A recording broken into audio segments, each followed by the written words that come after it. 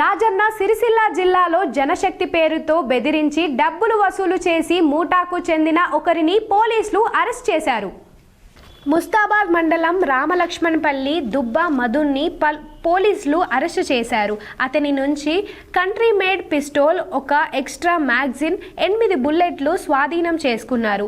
ఇటీవల ఇదే మూటాకు చెందిన 6 తోకల శ్రీకాంత్, దాసరి తిరుపతి, వంజరి సురేందర్ అలియాస్ విశ్వనాథ్, పయ్యావుల గోవర్ధన్, నిజామాబాద్ జిల్లా ఆర్మూర్ మండలం మామిడిపల్లి గ్రామానికి చెందిన సుధాకర్, ముస్తాబాద్ మండలం రామలక్ష్మణపల్లికి చెందిన బోయిని దేవరాజ్ అరెస్టు చేశామని సిరిసిల్ల డీఎస్పీ నాగేంద్రచారి తెలిపారు.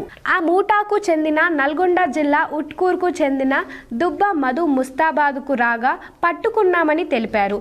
జనశక్తి పేరుతో వ్యక్తులను బెదిరించి డబ్బులు వసూలు చేయడం, రియల్ ఎస్టేట్ భూమి వివాదంలో జోక్యం చేసుకొని బెదిరించడం ద్వారా డబ్బులు అధికంగా సంపాదించవచ్చని భావించి మూటాగా ఏర్పడ్డారని డీఎస్పీ తెలిపారు.